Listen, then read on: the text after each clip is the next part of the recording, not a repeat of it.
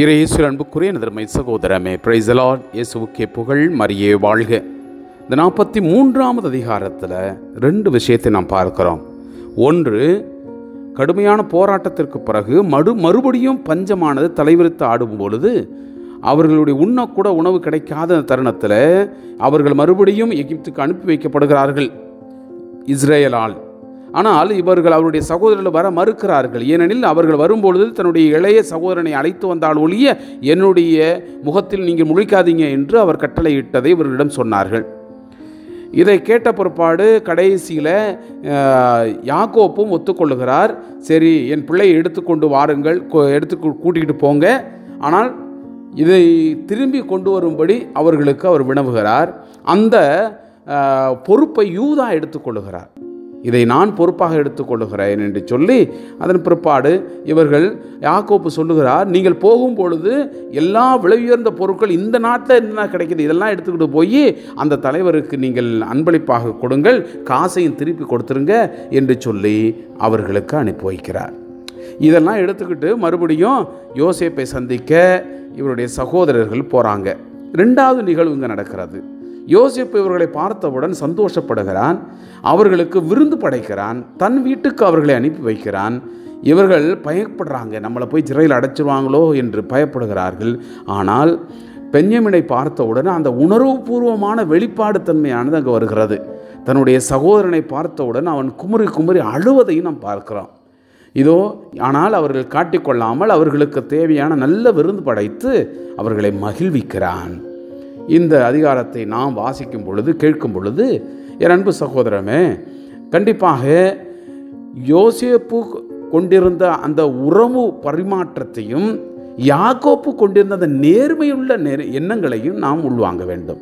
யாக்கோப்பு சொல்லுகிறார், நாங்கள் வாங்குவதற்கான கூலியை கட்டாயம் கொடுத்துடணும். அதுதான் அந்த நேர்மையான பண்பு. ஆமாம் அன்புக்குரியவர்களே, அந்த நேர்மையான பண்புகளோடு நம்முடைய உறவுகளை அன்போடு ஒழுகக்கூடிய அந்த நட்பண்புகளை வளர்த்து கொண்டு இந்த அதிகாரத்திற்கு நாம் செவி மடுப்போம். நாட்டில் பஞ்சம் மிக கடுமையாய் இருந்தது. எகிப்திலிருந்து வாங்கி வந்திருந்த உணவுப் பொருட்கள் தீர்ந்து விட்டன. அவர்கள் தந்தை அவர்களை நோக்கி, நீங்கள் திரும்பி போய் நமக்கு கொஞ்சம் உணவுப் பொருட்கள் வாங்கி வாருங்கள் என்றார். அதற்கு யூதா, அந்த ஆள் உங்கள் இளைய சகோதரனை உங்களிடம் அழைத்து வாவிடில் நீங்கள் என்னுடைய முகத்தில் விழிக்க வேண்டாம் என்று எங்களை கடுமையாக எச்சரித்துள்ளார். ஆதலால் நீங்கள் எம் சகோதரனை எங்களோடு அனுப்பினால் மட்டுமே நாங்கள் அங்கு சென்று உணவுப் பொருட்களை உங்களுக்கு வாங்கி கொண்டு வருவோம். நீங்கள் அவனை அனுப்பாவிடில் நாங்கள் போக மாட்டோம். ஏனெனில் அந்த ஆள் உங்கள் சகோதரன் உங்களுள் வராவிடில் நீங்கள் என் முகத்தில் விழிக்க வேண்டாம் என்று சொல்லிவிட்டார் என்று சொன்னனர். இஸ்ரேல் அவர்களை நோக்கி, உங்களுக்கு இன்னும் ஒரு சகோதரன் இருக்கிறான் என்று அம்மனிதருக்கு தெரிவித்து நீங்கள் ஏன் எனக்கு துன்பம் வருவித்தீர்கள் என்று முறையிட்டார். அவர்கள், அந்த ஆள் நம்மை பற்றியும் நம் உறவினரை பற்றியும் துருவி கேட்டார். உங்கள் தந்தை இன்னும் உயிரோடு இருக்கிறாரா? உங்களுக்கு வேறு சகோதரன் உண்டா என்று வினவினார். அவர் கேட்ட கேள்விகளுக்கு இவ்வாறு பதிலளித்தோம். உங்கள் சகோதரனை இங்கே கொண்டு வாருங்கள் என்று அவர் சொல்வார் என்று நாங்கள் அறிந்திருக்க கூடுமா என்று மறுமொழி கூறினார். மேலும் யூதா தன் தந்தை இஸ்ரேலை நோக்கி, எங்கள் குழந்தைகளும் நீங்களும் நாங்களும் சாகாமல் உயிரோடு இருக்க வேண்டுமானால் இளைஞனை என்னோடு அனுப்பி வையுங்கள், நாங்களும் புறப்பட்டு செல்வோம். அவனுக்கு நானே பொறுப்பாளி. அவனை பற்றிய அந்த பொறுப்பை என் கையில் விட்டுவிடுங்கள். நான் அவனை உங்களிடம் கொண்டு வந்து ஒப்புவிக்காவிடில் உங்களுக்கு முன்பாக அப்பழியை எந்நாளும் நான் சுமப்பேன். இவ்வளவு காலம் தாழ்த்தீராவிட்டால் இதற்குள் 2 முறை போய் திரும்பி வந்திருக்கலாம் என்றார். அதை கேட்டு அவர்களின் தந்தை இஸ்ரவேல் அவர்களை நோக்கி, அவ்வளவு அவசியமானால் நீங்கள் அப்படியே செய்யுங்கள்.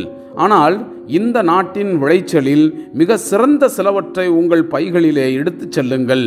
கொஞ்சம் தைல வகைகள், தேன் நறுமண பொருட்கள், வெள்ளை போளம், தேவதாரு கொட்டைகள், வாதுமை பருப்பு ஆகியவற்றை அம்மனிதருக்கு காணிக்கையாக கொண்டு செல்லுங்கள்.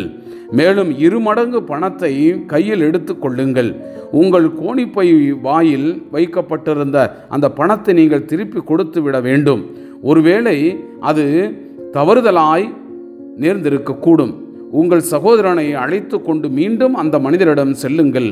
அந்த மனிதர் ஏற்கனவே அங்குள்ள உங்கள் சகோதரனையும் இந்த பென்யமீனையும் உங்களோடு அனுப்பி வைக்கும்படி எல்லாம் வல்ல இறைவன் உங்களுக்கு கருணை காட்டுவாராக. நானோ பிள்ளைகளை இழக்க வேண்டியிருந்தால் பிள்ளைகளை இழந்தவனாகவே இருப்பேன் என்றார். அவர்களும் மேற்குறிப்பிட்ட அந்த காணிக்கைகளையும் 2 மடங்கு பணத்தையும் கையில் எடுத்துக்கொண்டு பென்யமீனிடம் எகிப்திற்கு சென்று யோசேப்பின் முன்னிலையில் வந்து நின்றனர். யோசேப்பு அவர்களையும் அவர்களுடன் பென்யமீனையும் கண்டவுடன் தம் வீட்டு மேற்பார்வையாளனை நோக்கி, நீ இம்மனிதர்களை என் வீட்டிற்கு அழைத்துச் செல். இவர்கள் பகலுணவை இன்று என்னோடு உண்பார்கள். கால்நடை ஒன்றை அடித்து உணவு தயார் செய் என்றார். அவனும் யோசேப்பு சொன்னபடியே அம்மனிதர்களை அவர் வீட்டிற்கு அழைத்து கொண்டு போனான். யோசேப்பின் வீட்டிற்கு அழைத்து வரப்பட்டதால் அவர்கள் அச்சமுற்றனர். ஏனெனில் முன்பு நம் கோணிப்பைகளில் வைக்கப்பட்ட பணத்தை முன்னிட்டே இங்கு கொண்டு வரப்பட்டுள்ளோம். தம்மை தாக்கி மடக்கி அடிமைகளாக்கி தம் கழுதைகளை கைப்பற்றி கொள்ளுமாறு இவ்வாறு கொண்டு வந்திருக்கிறார்களோ என்று நினைத்து கொண்டனர். எனவே அவர்கள் யோசேப்பின் வீட்டு வாயிற்படியிலே மேற்பார்வையாளனை அணுகி கூறியது, ஐயா, முன்பு ஒரு முறை நாங்கள் தானியம் வாங்குவதற்கு இங்கு வந்திருந்தது உண்மையே. திரும்பும் வழியில் சாவடியில் எங்கள் கோணிப்பைகளை திறந்தபோது பைகளின் வாயிலே நாங்கள் கொண்டு வந்த பணம் அப்படியே இருக்க கண்டோம். அதே அளவு திரும்பவும் கையோடு கொண்டு வந்திருக்கிறோம். மேலும் எங்களுக்கு வேண்டியவற்றை வாங்குவதற்கு வேறு பணமும் கையோடு கொண்டு வந்திருக்கிறோம். நாங்கள் முன் கொடுத்த அந்த பணத்தை எங்கள் கோணிப்பைகளில் வைத்தது யாரென்று அறியோம் என்றார். அதற்கு அவன், உங்களுக்கு அமைதி உண்டாகுக, அஞ்ச வேண்டாம். உங்கள் கடவுளும் உங்கள் தந்தையின் கடவுளுமானவர் உங்கள் கோணிப்பைகளில் அந்த பணத்தை உங்களுக்கு புதையலாக தந்திருப்பார். உங்கள் பணம்தான் என்னிடம் வந்ததே என்று சொல்லிய பின் சிமியோனை அவர்களிடம் அழைத்து வந்தான். மேலும் அந்த மனிதன் அவர்களை யோசேப்பின் வீட்டிற்கு அழைத்து சென்று அவர்களுக்கு தண்ணீர் கொடுத்தான். அவர்கள் தங்கள் பாதங்களை கழுவி கொண்டனர். பின்பு அவர்களுடைய கழுதைகளுக்கு அவன் தீனி போட்டான். நண்பகலில் யோசேப்பு வரும் நேரத்தில் அவருக்கு தருவதற்காக அவர்கள் தங்கள் காணிக்கைகளை தயார் செய்தனர். ஏனென்றால் தாங்கள் அங்கேயே உணவு அருந்தப் போவதாக கேள்விப்பட்டிருந்தனர். யோசேப்பு தம் வீட்டிற்கு வந்தார். வீட்டிற்குள் அவர்களை கையில் கொண்டு வந்திருந்த அந்த காணிக்கைகளை அவர் முன் வைத்து தரை மட்டும் தாழ்ந்து வணங்கினர். அவரோ அவர்களிடம் நலம் விசாரித்த பின், நீங்கள் என்னிடம் சொல்லியிருந்த முதிர் வயதான உங்கள் தந்தை நலமாய் இருக்கிறாரா, இன்னும் உயிரோடு இருக்கிறாரா என்று விசாரித்தார். அவர்கள், உங்கள் ஊழியராகிய எங்கள் தந்தை நலமுடன் இருக்கிறார், இன்னும் உயிரோடு இருக்கிறார் என்று பதில் கூறி தரை மட்டும் தாழ்ந்து வணங்கினர். யோசேப்பு கண்களை உயர்த்தி தம் சகோதரனும் தம் தாயின் மகனுமான பென்யமீனை பார்த்து, நீங்கள் என்னிடம் சொல்லியிருந்த உங்கள் இளைய சகோதரன் இவன்தானோ என்று கேட்ட பின், மகனே, கடவுள் உனக்கு அருள் புரிவாராக என்றார். யோசேப்பு தம் சகோதரனை கண்டதும் மனம் நெகிழ்ந்து அழுவதற்கு ஓர் இடம் தேடினார். உடனே தம் உள்ளறைக்குள் விரைந்து சென்று கண்ணீர் விட்டார். பின்பு முகத்தை கழுவிய பின் வெளியே வந்தார்.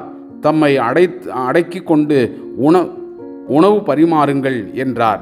யோசேப்பிற்கு தனியாகவும் சகோதரர்களுக்கு தனியாகவும் உடனிருந்த எகிப்தியருக்கு தனியாகவும் உணவு பரிமாறப்பட்டது.